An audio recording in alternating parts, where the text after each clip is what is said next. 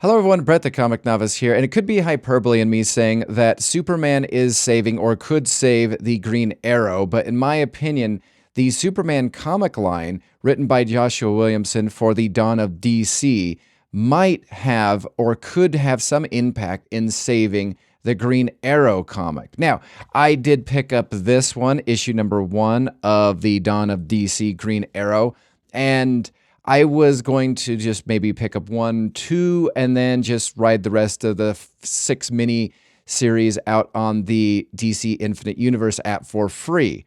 However, with this, it was rumored that if the sales of this comic improve, that it could go from a limited series to maybe a 12-issue series to maybe, who knows, maybe it might get the Poison Ivy treatment where it is a continuing series.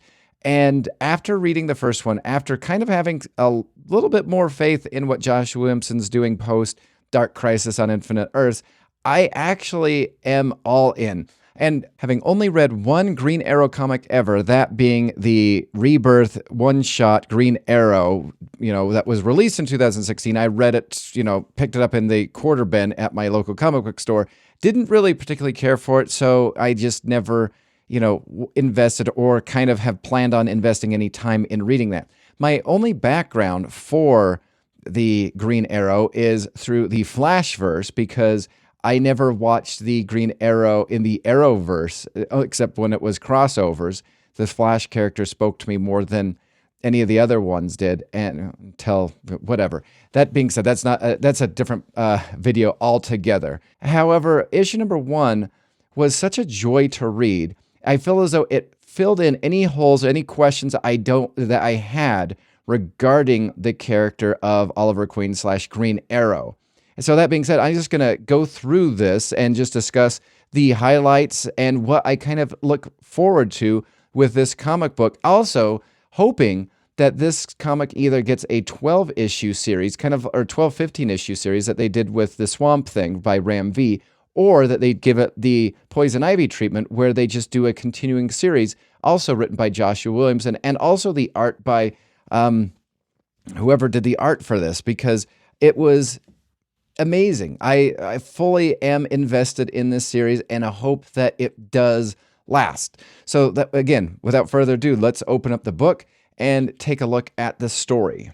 So one of the things that I really appreciate about this is we start off the story with Oliver Queen washing up on a beach, and the whole oh no, not again, which is great because, I do know that from, I don't know where I know that from. Anyway, but we find out that it is an entirely different place altogether. It is not the standard, stranded on a deserted island that I believe is his origin story. And if there is any question to that being an origin story, within the first couple of pages, we do get the whole, previously on the Green Arrow comics reprieve, which is fantastic. I do appreciate that as somebody new to the character, but also know the character just kind of, whatever, just minute details of the whole thing.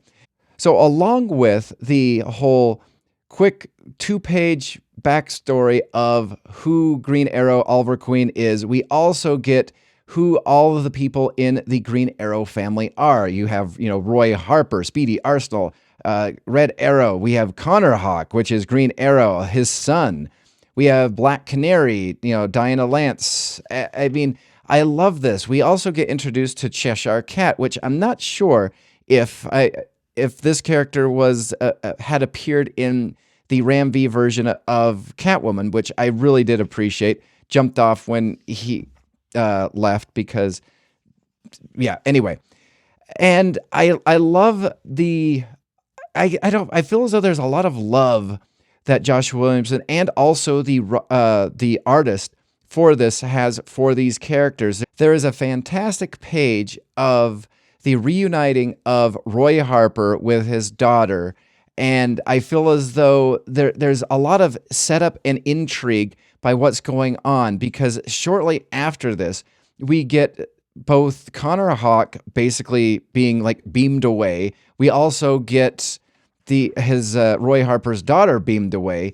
Then the only thing that I really kind of have any question about regarding this story is the whole Oliver Queen finding Cheshire Cat, kind of, saying he knows who she is. They bond real quickly, and then he explains how they got there, what's going on.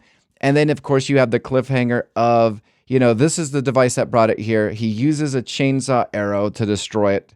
And then, this is how, and this is why we can't leave. So I'm kind of curious if this is like, a multiverse version of, Oliver Queen, Green Arrow, and there's an actual, the one that actually wants to go home. It leaves a lot to the imagination, a lot to the anticipation for Green Arrow. I'm really looking forward again to issue number 2, 3, and 4 of this series. I hope that this, again, does get I think it deserves, so far after just issue number 1, as a novice comic reader, I do think that has all the things that is required for somebody who's just picked up their first issue of Green Arrow. And I hope that this gets the love and respect that it gets, because as a character that I'm not familiar with or just kind of stepped away with after reading one comic book that was released in 2016, I feel as though I want to know this character more. So props to Joshua Williamson, props to the artist for the love and care for this character, the Green Arrow family, and I hope that more is to come. I don't know. What do you think about the Green Arrow number 1? What do you think? Is there any Green Arrow stories that I should give a chance to? Did I nope out of the DC Rebirth Green Arrow series too early? Comment down below, like, subscribe, whatever you'd like. Thanks again for watching, and stay tuned for future videos. Until next time, when I see you in the dollar section, possibly finding stuff like issue number 1 of Rebirth. So yeah, thanks again, and yeah, I've already said that. Bye. All right, no more crash testing, dummy. Where do I want to go with that? I don't want to start all over.